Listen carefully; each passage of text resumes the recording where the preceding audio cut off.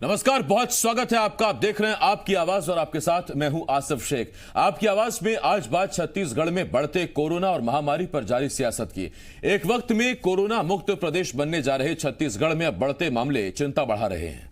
Active cases के मामले में प्रदेश देश में 8वें नंबर पर आ गया है।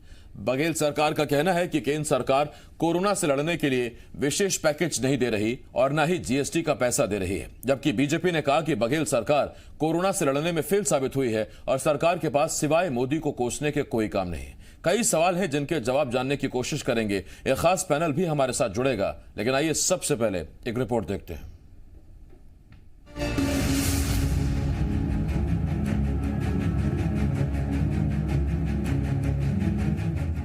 देश भर में कोरोना के बढ़ते मामले चिंता बढ़ा रहे हैं। छत्तीसगढ़ में भी कोरोना का प्रकोप बढ़ता ही जा रहा है। सरकार के लाख दावों के बावजूद हालत यह है कि जो छत्तीसगढ़ आबादी के हिसाब से देश का 17वें नंबर का प्रदेश है, वो कोरोना के एक्टिव केस के मामलों में देश में 8वें नंबर पर है। और तो और छत्तीसगढ़ देश का ऐसा 5वां राज्य बन गया है जहां से सबसे ज्यादा पॉजिटिव एक्टिव रेट है।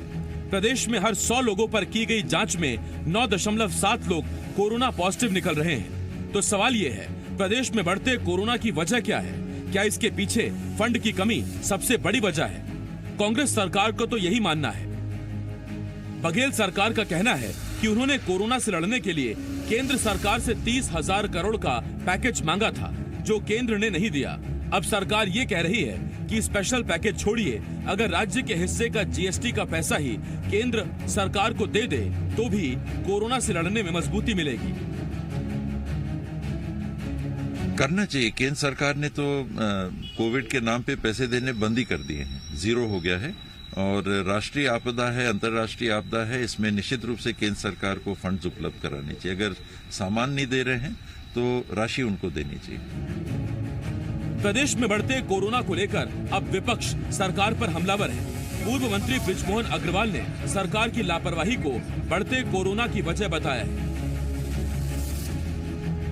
मुख्यमंत्री और स्वास्थ्य मंत्री प्रदेश के लोगों का इस बात का विश्वास दिलाने की बजाय कि हर परिस्थिति से निपटने के लिए राज्य सरकार सक्षम है, राज्य सरकार लड़ेगी, उसकी बजाय केंद्र सरकार के ऊपर में दोषारोपण करते हैं। रिपोर्ट दिखाई और छत्तीसगढ़ में बढ़ते कोरोना के मामलों पर जाहिर बात है चिंता बढ़ेगी, क्योंकि एक वक्त ऐसा भी था, याद कीजिए, जब 10 एक्टिव केस रह गए थे और उसके बाद ऐसा लग रहा था कि छत्तीसगढ़ शायद देश के सामने एक मिसाल पेश करेगा।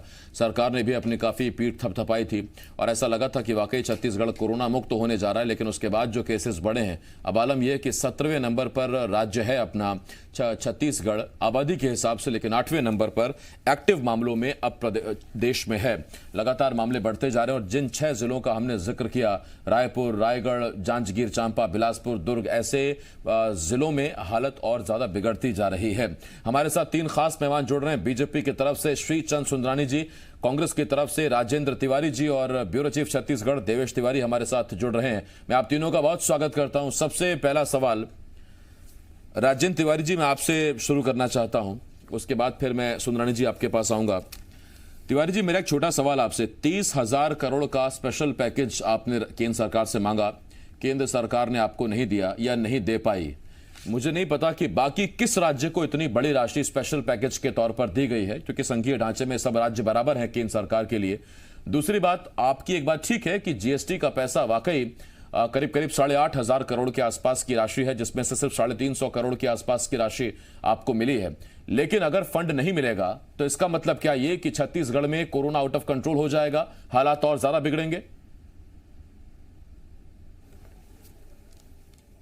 बिल्कुल नहीं आसिफ जी, मगर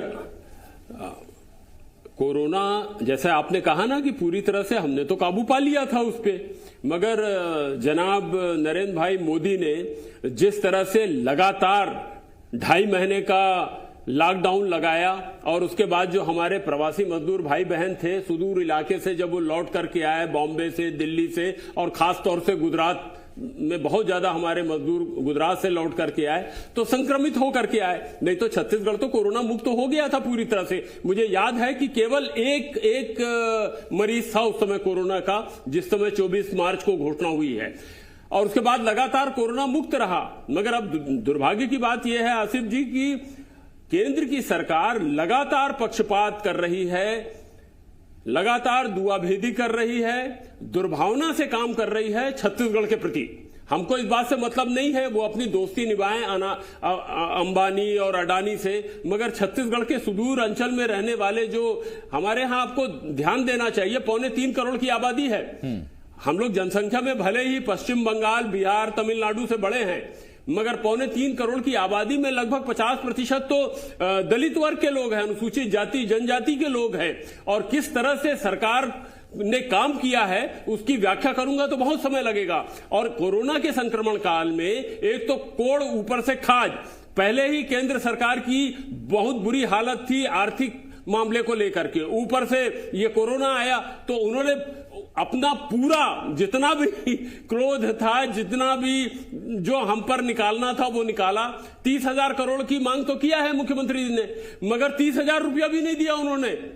और सबसे दुर्भाग्य की बात यह है, मैं तिवारी जी इसी पर आपसे पूछ रहा हूं, मेरी जानकारी में नहीं है कि आपकी जानकारी में है कि कोरोना के नाम पर स्पेशल पैकेज किसी राज्य को आवंटित किया गया हो केंद्र की तरफ से?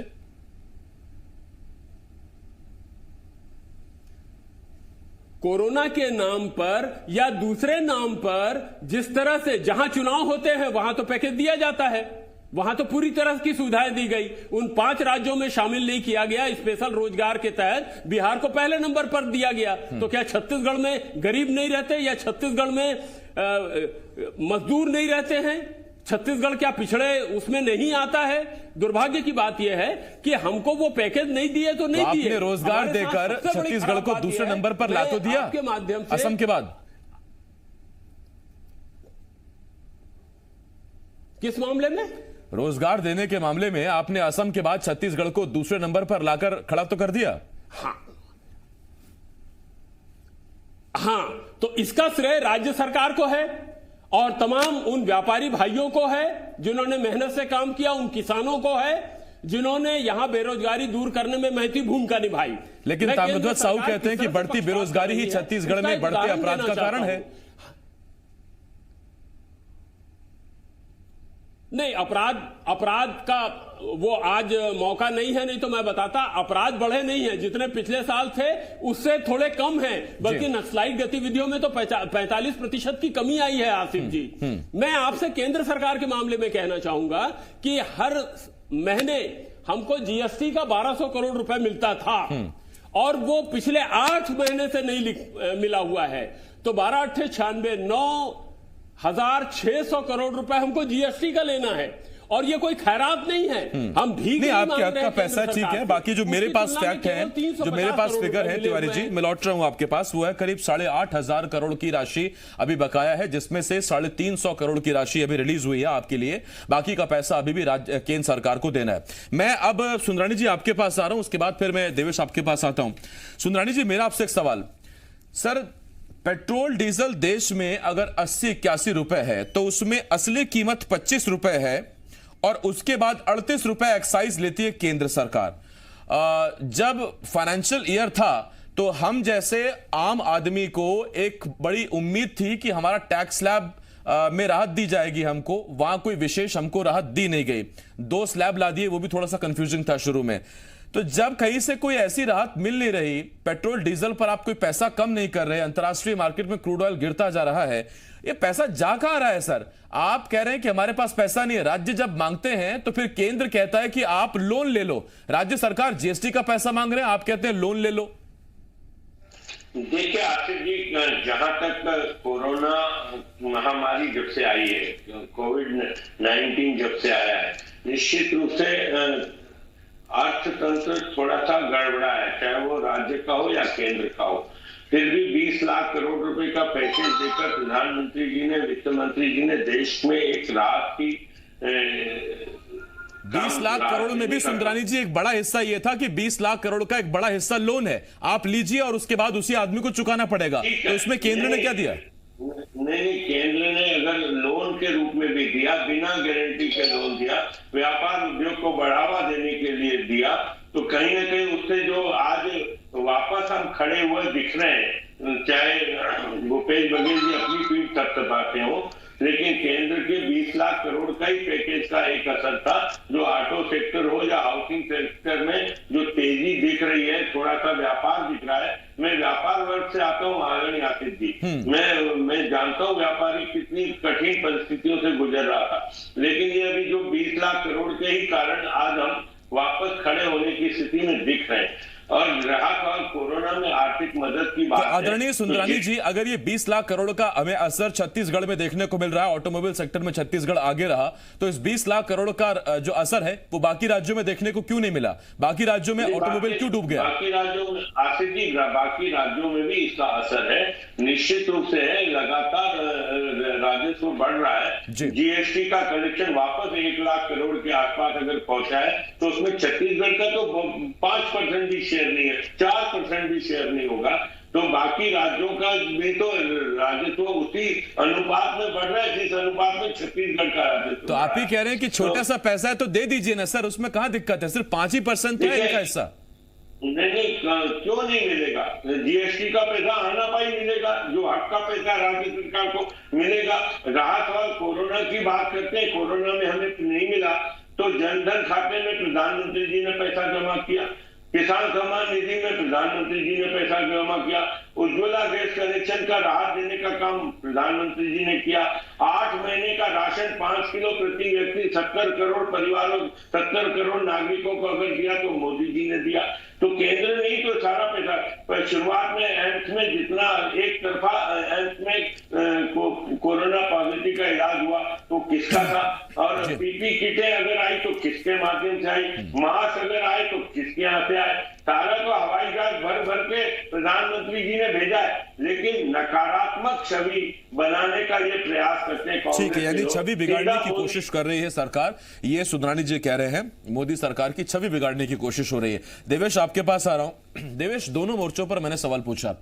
केंद्र राज्य के हक का पैसा नहीं दे रहा, नतीजा बिना अपने हक के पैसे के, क्योंकि पहले यही जो अभी जिसे हम जीएसटी कहते हैं, ये जब एक्साइज और बाकी जब हिस्सों वैट के जरिए से राज्य के पास आता था तो राज्य अपने हिसाब से उससे खर्च करता था। जाहिर बात है महामारी से जूझने के लिए पैसा चाहिए, और अगर पैसा नहीं होगा तो इंतजामों पर असर तो पड़ेगा। लेकिन सवाल यह भी है कि यही भूपेश बघेल सरकार में जब मामले 10 थे, तो उसके बाद अब जब मामले आउट ऑफ कंट्रोल हो रहे हैं, मामले लगातार बढ़ते जा रहे हैं, तो उस वक्त राज्य सरकार की पीठ थपथपाई जा रही थी कि मामले कम हैं, और जब आप मामले बढ़ रहे हैं तो फिर केंद्र पर आरोप लगाए जा रहे हैं कि केंद्र इसके लिए जिम्मेदार है।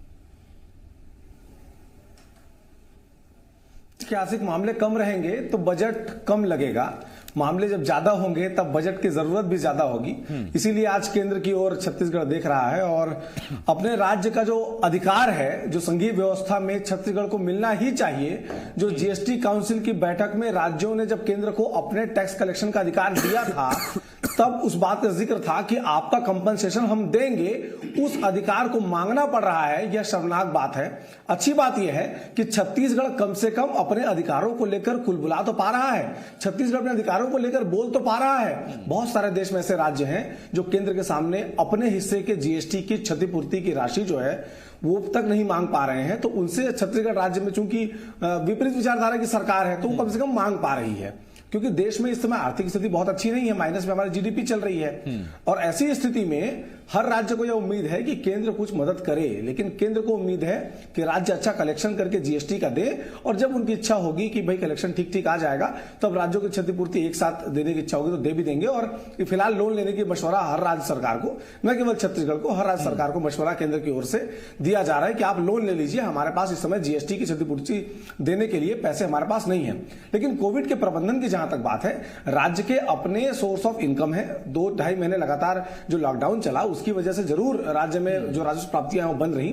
बाद में पेट्रोल के जरिए, रजिस्ट्रियों के जरिए और अलग अलग माध्यमों से जो पैसा राज्य सरकार को मिलता है टैक्स के जरिए वो आना शुरू हुआ। उसके बाद ही किसानों के खाते में पैसे गए, अर्थव्यवस्था पटरी पर लौटी, और इस समय जीएसटी कलेक्शन अन्य राज्यों की तुलना में छत्तीसगढ़ में अच्छा हो रहा है। श्रीचंद सुंदरानी जी चैम्बर चुनाव में इन दिनों व्यस्त भी हैं, अपने चैम्बर में अपना पैनल वो चुनाव में लड़वा भी रहे हैं, तो वो बेहतर समझेंगे कि व्यापार इस बार कैसा रहा है और जीएसटी कलेक्शन में छत्तीसगढ़ क्यों देश में दूसरे पायदान पर आता है। तब जबकि हमारा राज्य छोटा है, आर्थिक प्रबंधन कम है, लेकिन इन सबके बाद भी पैसे की जरूरत तो है, किसी भी राज्य सरकार को है, पर ऐसी स्थिति में राज्य अपने कम संसाधनों के आधार पर राज्य को यह प्राथमिकता तय करनी पड़ेगी कि वो कोविड से लड़ने के लिए, इंफ्रास्ट्रक्चर बनाने के लिए और लोगों की मदद करने के लिए कितनी राशि खर्च करने वाले हैं और कितनी राशि उनको केंद्र से मदद की दरकार है। क्योंकि शुरुआती दौर में केंद्र सरकार ने भरपूर मदद की थी। केंद्र सरकार की ओर से जहाज में भर करके जो पीपीई किट है, मास्क है, वो सब पहुंचा करते थे। लेकिन इन दिनों राज्य सरकार का यह कहना है कि वो चीजें नहीं पहुंच रही है और जाहिर बात है कि जिन चीजों के लिए उम्मीद की निगाहों से केंद्र की ओर देखा जा रहा है,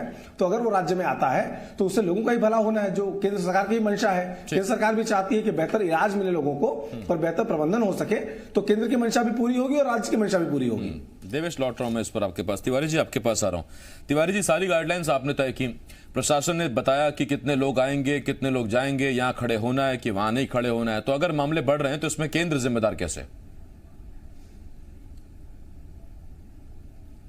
नहीं, केंद्र ने जो शुरुआत में गलती किया, विदेशियों को आने दिया, क्योंकि उस समय तो ट्रंप की गुलामी और विधायकों की नीलामी में व्यस्त थे मोदी जी, और ट्रंप के प्रचार प्रसार में पोलिंग एजेंट बन गए थे ट्रंप के। अब ट्रंप का क्या हालत हुआ, खैर उस विषय में नहीं जाना चाहता, मगर मैं एक बात और कहना चाहता हूं। अभी आपने 20 लाख करोड़ की बात की और श्रीचंद भाई उसका जवाब भी दे रहे थे। दरअसल ये 20 लाख करोड़ रुपए जो हैं आसिफ भाई, ये गुप्त दान है, लेने वालों को पता ही नहीं चला कि उनको पैसा मिला है, तो उसकी व्याख्या ही ना करें। उसकी बहुत खिल्ली उड़ाई है देश के अर्थशास्त्रियों ने और तमाम लोगों ने।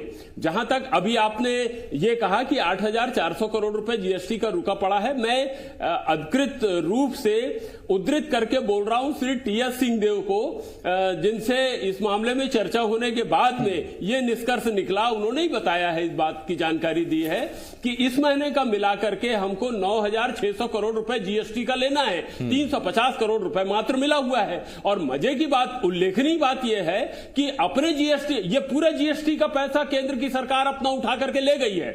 हमारा पैसा हमको देने में उनकी छाती दरक रही है, जान पे आ रही है उनके। और केवल जीएसटी का पैसा नहीं है, 4,140 करोड़ रुपए हमारा कोयले का रुका पड़ा है। तो सुविधा के नाम पर, धनराशि के नाम पर किसी प्रकार की कोई सुविधा, कोई राशि केंद्र की सरकार छत्तीसगढ़ के प्रति नहीं दे रही। अब हम हाथ जोड़ करके इसमें जरूरत समझे तो आवश्यकता अगर उनको समझते हैं तो हम लोग सब हाथ जोड़ पैसे से अलग मैंने आपसे सवाल पूछा था तिवारी जी कि अगर मुख्यमंत्री के अपने जिले में मामले नहीं रुक रहे हैं तो फिर बाकी जिलों में बेहतर स्थिति के लिए हम कैसे उम्मीद करें?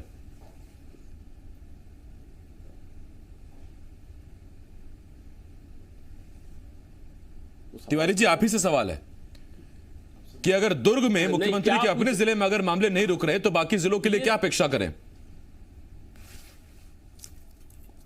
अब पूरे देश में नहीं रुक पा रहे हैं। वो तो जो पहले का प्रथम ग्रासे मच्छिकापात बोलते हैं ना, पहले ही कौर में जो मक्खी खा गए, लॉकडाउन लगाने के समय जो गंभीर गलती हुई थी, उसका दुष्परिणाम तो पूरा देश भुगत रहा है।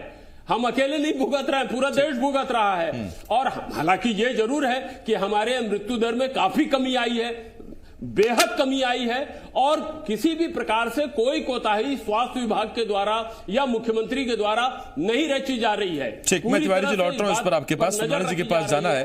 बाकी रही आंकड़ों की बात, तो मृत्यु दर में आप कह रहे हैं कि भले ही कमी आई हो, लेकिन 1.7 या 8% फैटेलिटी रेशियो है छत्तीसगढ़ में, यानी कि 100 में से 1.8 लोग कोरोना से मर जा रहे हैं। अभी भी इसे और बेहतर होने की आवश्यकता है, पहली बात। और दूसरी बात, जो चिंता की बात छत्तीसगढ़ सरकार के लिए होनी चाहिए वो ये कि टेस्ट पॉजिटिविटी रेशियो जो है वो 9.7% पहुंच गया, यानी कि 100 लोगों का टेस्ट होता है तो उसमें से करीब करीब 9.7 लोग पॉजिटिव निकल रहे हैं। ये जब गिरेंगे तभी कुछ मामला संभलेगा। सुंदरानी साहब, आपके पास आ रहा हूं और आपसे मेरा सीधा सवाल, छत्तीसगढ़ ही अकेला ऐसा राज्य है जहां कोरोना नहीं थम रहा या जहां कोरोना सरकार के बस से बाहर बात हो गई है तो समझ में आता कि हां राज्य सरकार इसको कंट्रोल नहीं कर पा रही। आपके आसपास के तमाम बीजेपी शासित राज्य भी इसी चीज से जूझ रहे हैं। इसका मतलब सबकी परेशानी है ना?